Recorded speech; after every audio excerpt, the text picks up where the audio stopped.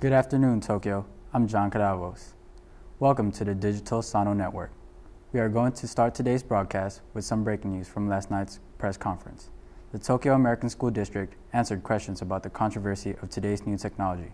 We have Kendall Hadley with a news report. Joe Carter, contracting officer of Tokyo American School District, states that the district is prepared to spend $255,000 to upgrade current technologies at local Tokyo schools. Carter claims that this purchase will dramatically improve the quality of instructions for curriculum. Carter went on to say that the current technology at the school is antiquated and the new technology will greatly improve conditions at the school. The purpose of this purchase is to replace the inferior, out-of-date digital equipment that we have been using for a number of years. Originally, when we made the acquisition of the handheld cameras, they were state-of-the-art. They were the pocket cameras that you commonly see tourists with.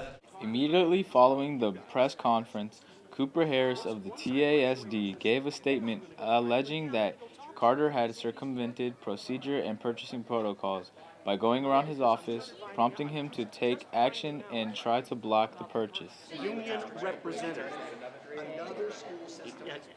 Cooper states that not only was procedure not followed, but the quality of the technology is in question. These were also supposedly top of the line. Most of them failed to operate. The Wikipedia page. Cooper produced a printout of a website alleging the unethical practices were used at the Wix factory in Saint-Gallistan. These alleged practices included kickbacks to company officials, child labor, and human rights violations. Upon further investigation, we here at DSN could find no further information supporting the allegations, and the website in question is not reachable. In light of the unsubstantiated allegations made by Cooper and the questionable evidence he produced, it is no surprise that he has been placed on administrative leave with the intent to dismiss. Back to the studio. Now, if you're looking for a little bit of excitement, the Shibuya Crossing downtown is the place to go. Shibuya is creative, fun, and it's just different. Here is Kendall with the Inside Scoop.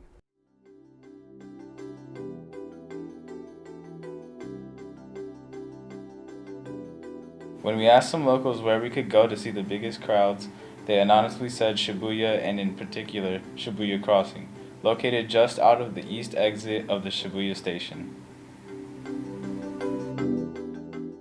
Shibuya has a population of over 22,000, all bunched into only 15 square kilometers, making it one of the most densely populated wards and one of the most densely populated cities on Earth. Shibuya is known for its cultural interest, diverse shopping, and exciting nightlife, drawing hundreds of thousands of people to the ward every day. Inevitably, these crowds find themselves here, Shibuya Crossing. Every 3 minutes, the traffic light turns red, the crosswalk lights turn green, and thousands of pedestrians and bicyclists alike make the trek from one side of the road to the other. We asked a few of the locals here what they thought about the area and the crowds, and what would possibly draw them here. I like Shibuya. A lot? Starbucks. Good answer. Alright, so what do you like about Shibuya? What do you like to come do at Shibuya? Shopping. Oh, okay. Shop. Fashion. Oh, you like clothes? Yeah. So you say this place is pretty unique? It is, and even when I had breakfast here the other morning, I sat in the coffee and watched a gentleman actually dance in the middle of the intersection in his suit and his briefcase, so you definitely wouldn't see that back home.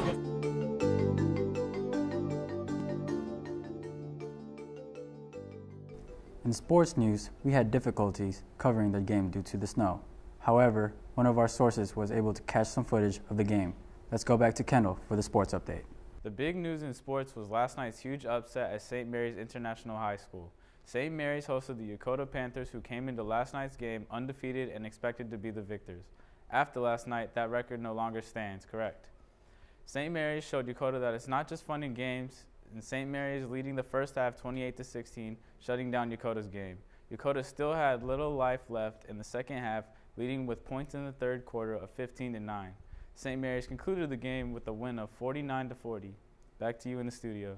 We started this broadcast off with a story on the TASD controversy. We have just received information stating that Cooper Harris has been reinstated and the purchase of the equipment has been terminated. We will keep you informed with the updates of this story, so stay tuned. Now we will end this broadcast with a public service announcement brought to you by DSN. I'm John Cadavos, and we thank you all for watching.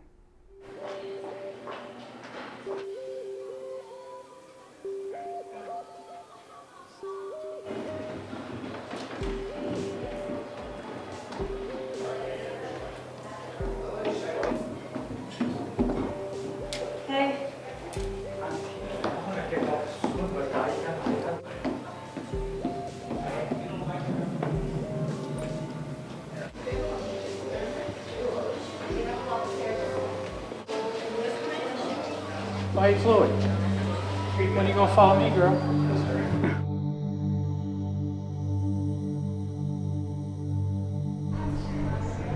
Isn't that Chloe? Yeah, that's the girl I was talking about.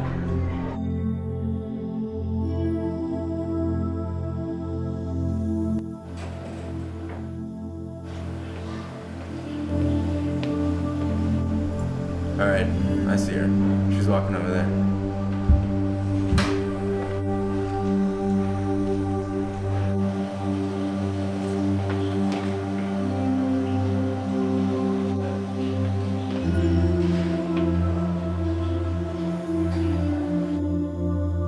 Watch what you post.